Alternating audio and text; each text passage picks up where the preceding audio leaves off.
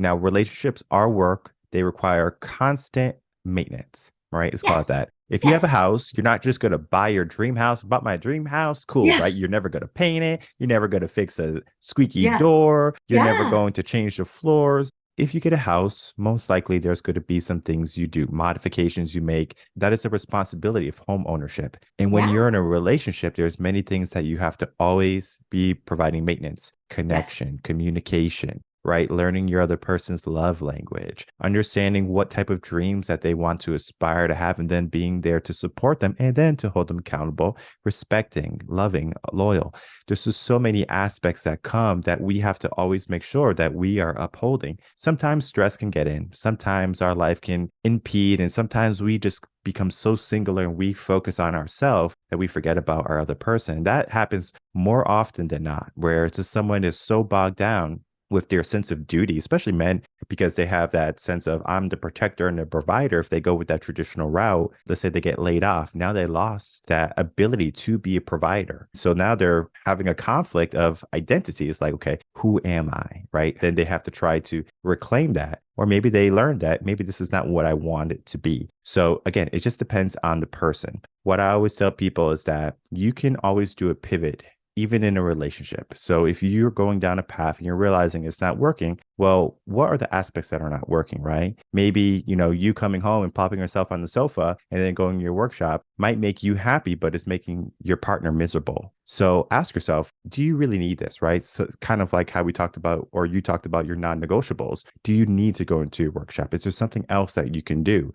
Instead of having that workshop time, maybe you have a family movie night and you can schedule that. It's things that you can do to create that connection and not take away hobbies. I think sometimes people think, oh, I have to give away all my hobbies. I have to stop going fishing. I have to stop going out with the boys, or I have to stop going out with the girls, or I have to stop drinking. That's the other person's insecurities and the idea of, well, I have bad habits because of you. So they're blaming the other individual for the actions that they're doing or the inactions that they're not taking. So it's just there's a lot to relationships, especially when we look at it from the lens of a modern relationship. And then in the modern relationship, is going to be focused on what do I need in order for me to be good. So then the relationship is good versus the traditional is I have a role. Let me fulfill my role the best way I possibly can. It doesn't matter which one you have, just understand this is the one you have. So if you have a traditional, just understand you're in a traditional. If you have a modern, just understand you're in a modern. I even have a thing when I work with people because I do relationship coaching too, where I have traditional with modern flares and modern with traditional flares is what I call it, because you can have a modern relationship but still want to be monogamous, still want to do other things. So it just depends on which one is superior. People who have a modern relationship typically have a traditional with modern flares. So that might be you, where you have that traditional relationship where it's just like monogamous. I'm with this one person, I'm their teammate, and I'm there to support them. But then at the same time, I'm going to, do what I need to do too at sometimes. But again, relationshiip should be effortless, not saying that every relationship is without work.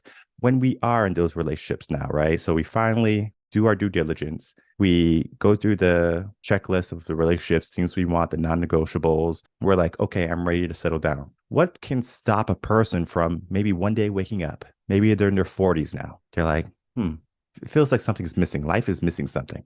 Because sometimes men, they get into that situation where they're in a marriage, maybe got married young, and the marriage is doing well, right? They think they're doing good. But then all of a sudden, their partner is like, well, I just feel like I'm missing out on something. I feel like there's something else out there for me. How can a man combat that?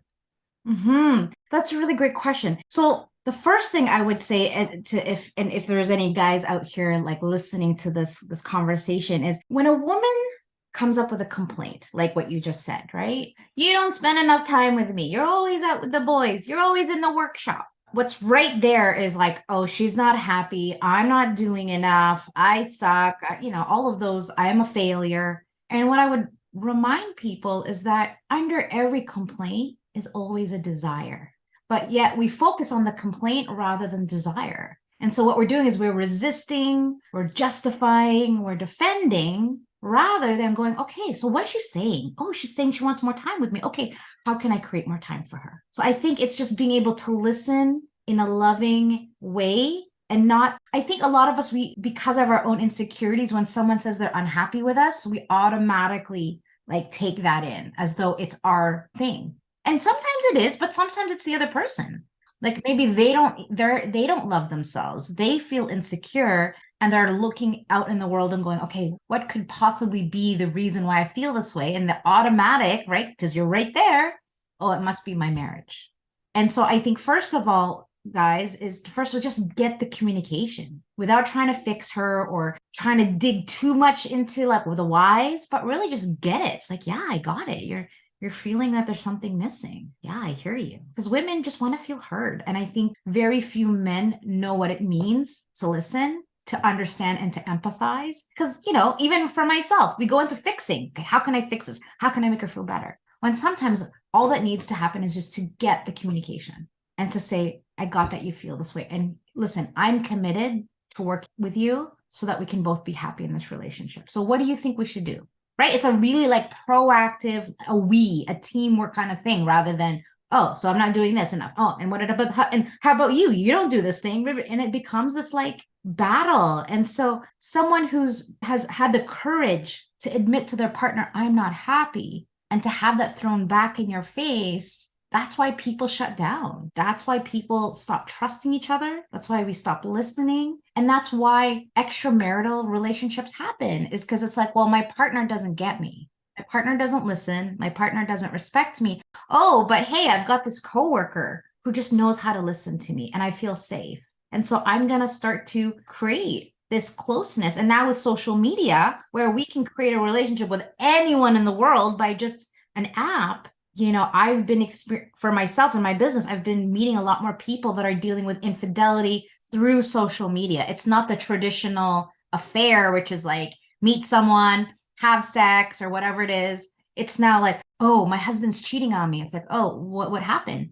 Well, I found him texting someone. It's like, okay. And was it sexual? Well, no, but it was in secret. So now there's all this gray area around infidelity. But again, I think a lot of it has to do with our own insecurities and the ability to just trust our partner. Because I have guy friends. I talk to guys on text all the time. But because me and my husband have such a great relationship and I'm open with him about who I'm talking to, I even invite him to come meet the people I'm talking to. It's not a problem because I'm secure in myself and I'm secure in my relationship. But if there's already a tinge, a smell of distrust and secrecy and lying, well, that is just the perfect storm for that relationship to start to deteriorate. Do you believe any marriage or every marriage is savable?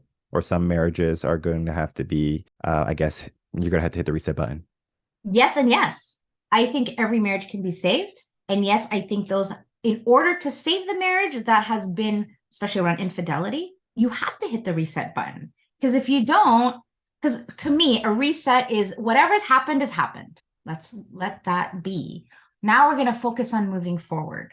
That is really my messaging to my clients. I'm like, listen, what happened, happened. We can't change that.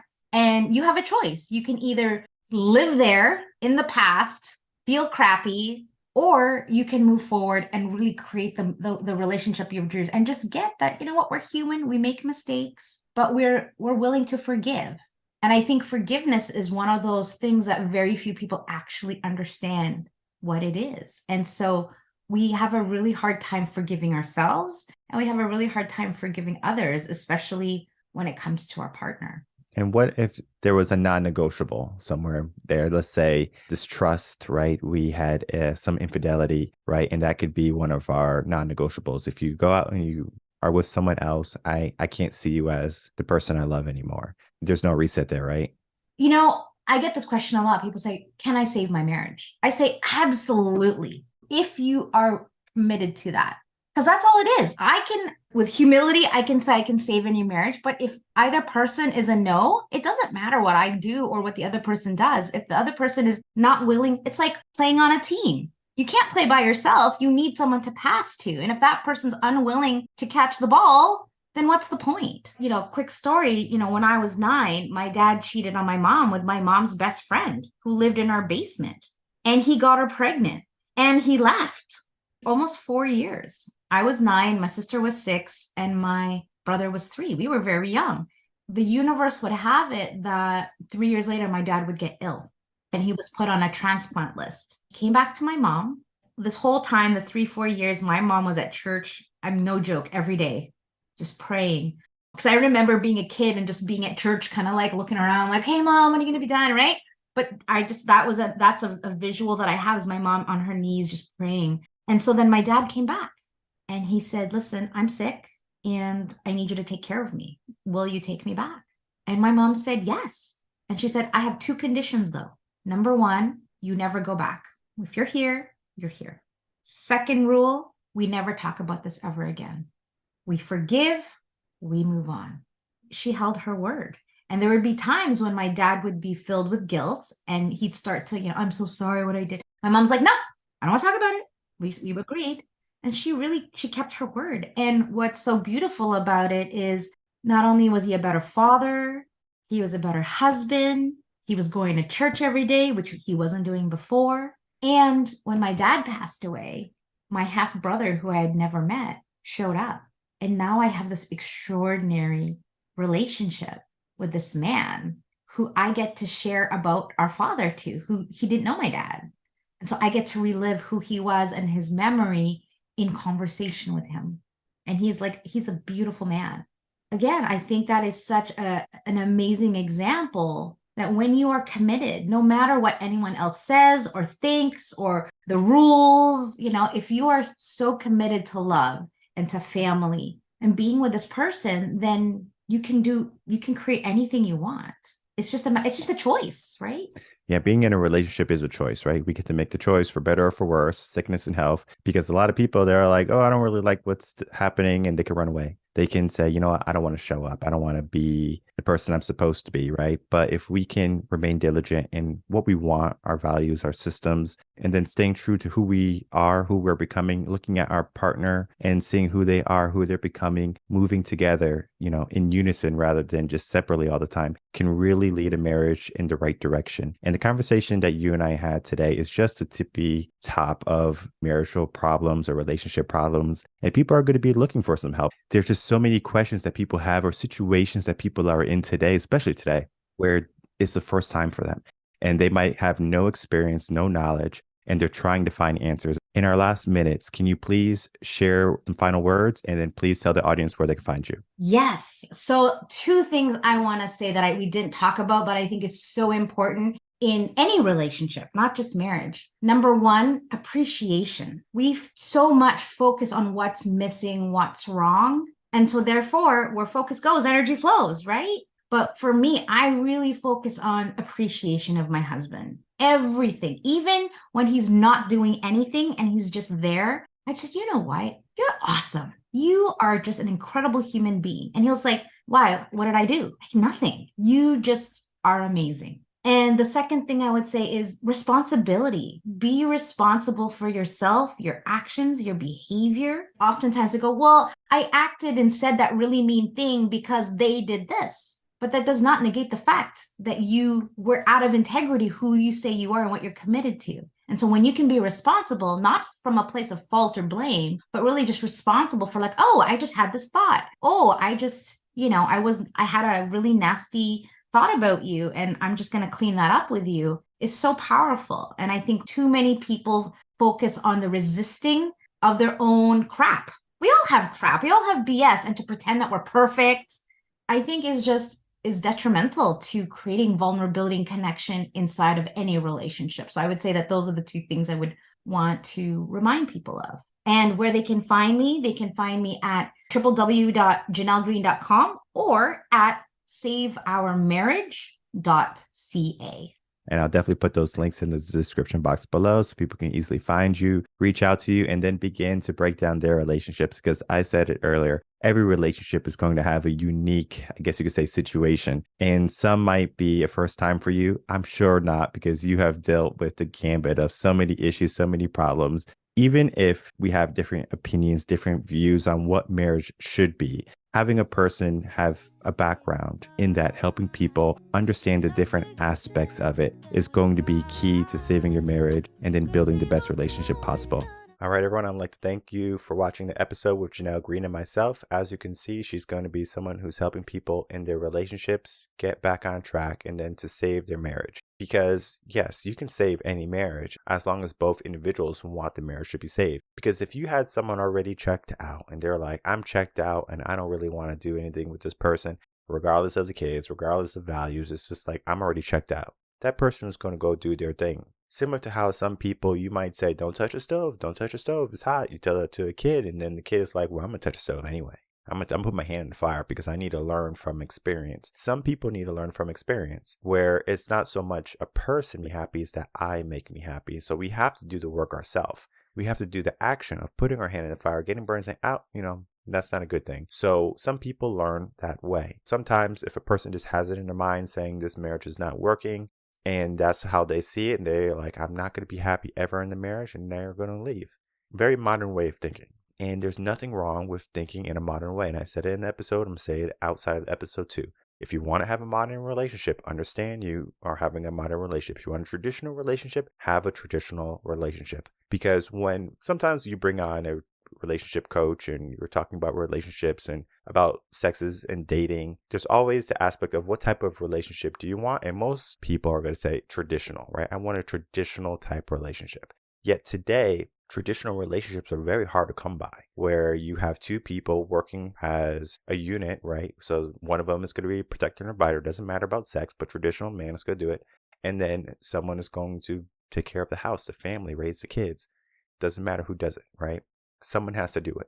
Now, you can pivot both roles too. So you can say, well, if you want to be the provider at some points and you want to be the caregiver and the cleaner and things like that, that's perfectly fine, right? You can interchange those. It's just that sometimes people, they get so strict on their responsibilities, they create their identity. And that identity can be a good thing, it can be a bad thing. Yet today, it is more often a bad thing, where we get so caught on our roles where we don't remain flexible. And in a relationship, you have to be flexible. Because if you're not flexible, if you're not able to put yourself in your other person's shoes and to look at the other person, you're always going to have some hiccups. Communication is going to be one of the key factors there, where you just have to be able to communicate what you want. And then if there's going to be non-negotiables, there's non-negotiables in there. But be reasonable too. We talked about, someone wanted sex 4 times a week. So that's every other day. Maybe the other person has a headache or things like that. Do they still say, okay, well, I'm going to make sure that you're taken care of? Again, it's different cultures, different beliefs, different traditions. The Japanese have a saying, or Japanese women have a saying, belly full, balls empty. So they make sure that their husband is taken care of in those regards, that when they go out, they're not really trying to do things with other women, right? So it's just different aspects, right? But then I think there's an issue with how many children they're having in Japan or something like that. If we look at the statistics for Japan and birth rates, they don't have a high birth rate. Is it because of modern mentality, or is it because families are staying together, right? And then, of course, if you know about people in Japan, they have a very long, healthy lifestyle. Do we need people to be promiscuous still? Go out and make sure that the populace and the demographic can remain there, remain in their culture by having babies, right? We need to continue that. But if we just rely on one woman to do that, it's a very modern way of thinking. Because if we look back at emperors and kings and queens and things like that, they had multiple children, multiple spouses and things like that for kings, because they wanted to sow their royal oats. So they would have a harem of women, where now they're like, I have 70 children versus I'm with one person. I have 1 or 2 children with them, and that's my family. The family dynamic has shifted. So the idea of relationships too have shifted. Just because family has shifted, and just because the relationship aspect has shifted in the family too, it doesn't mean that we can't do what's best for ourselves. Now, I say that, but then at the same time, what do you want to accomplish? Some people want to have a family, raise a family, be a dad, be a mom, and yet some people just want to be a sperm donor, an egg donor, surrogate mother, things like that. Where is the line? There is no line, right? So your relationship or how you build your family is up to you. If you want to start a marriage and end a marriage, that's up to you. If you want to save a marriage because you rushed into it, or maybe you find that you're not happy anymore, that's something that you have to look at too. And I talked about this on past episodes on how you have feminine energy and masculine energy, and you have alpha energy and beta energy, all that stuff. We can get into the nitty gritty of relationships. We have already in the past, and I encourage people to check out the past episodes of the podcast if you want to really get into that. We will probably talk about this concept on Mindset OD on the aspect of the hard truth aspect of it, because there is a very sincere aspect that happened today where we see that you're in a relationship, we see that you wanted to make it work, or you see that it might not be savable, right? The non-negotiables just cannot be met. Maybe you're just two totally different person. One person is not willing to change. Regardless of the situation, ask yourself the question first. Do you want to save your marriage? Is it yes? Then that's when you're going to need a coach. That's when you're going to need a guide, a counselor, someone who's going to be there to help you get through the hard patch right there, that crazy cycle. Sometimes it's going to be just a couple of adjustments. Sometimes it's going to be a 180 where it's just like, all right, I have to change everything that I'm doing just to make this work. And do you want to? Sometimes you might say, this is just too much work. It's easier to throw away something that's broken and buy something new than to fix something that's broken. That's the mindset that we are in today. Just because it's broken or becomes broken, it doesn't mean that we can't fix it. It doesn't mean that we can't put in some effort. And is it worth it to fix it? You might see that people drive around collectible cars, old cars that maybe 100 years old. Why are they driving around those cars when they could be driving the latest and greatest? They said this car is worth fixing. Sometimes a marriage can be worth fixing. Sometimes the marriage is not going to be salvageable. So depending on your situation, depending on your relationship, you're going to have a unique outcome. And I encourage you, if you're in a rock and a hard place, to get a coach. Get someone who's going to be there to support you, to guide you through the process. Because my marriage is very different than Janelle's marriage. And just because we have a different marriage, it doesn't mean that my marriage is better than hers and hers is better than mine. We have different views, and it's okay to have different views. And that's why I said in the beginning of the episode, it is okay to have different beliefs when it comes to relationships. Whatever relationship you want, understand it. If you are in a relationship that you started, don't just jump ship and say, oh, I'm in a traditional relationship, and then you want to be in a modern all of a sudden. Understand your core values, your belief, right? Your foundation. What do you want that to be? Build your marriage on that, and then you're going to see that happiness can be there. But happiness doesn't come automatically. You have to know the person, you have to do the work, and you have to make the changes that need to be made. Marriage is not automatic. It's something that's going to be very pragmatic. Every day you're going to have to put in something, whether it be a little bit of you or a big part of you. Depends on the moment. Some days are going to be big parts. Do you have what it takes to stand the test of time? We all have what it takes to stand the test of the time. We just have to get that mindset. Is marriage temporary or is marriage permanent? It's all a mindset, and it depends on what you want too. My name is Michael Reardon. I'm a mindset coach. If you have any questions, you can email me coachinginsession@gmail.com, and I will see everyone on the next episode of Coaching in Session. Until then, everyone take care.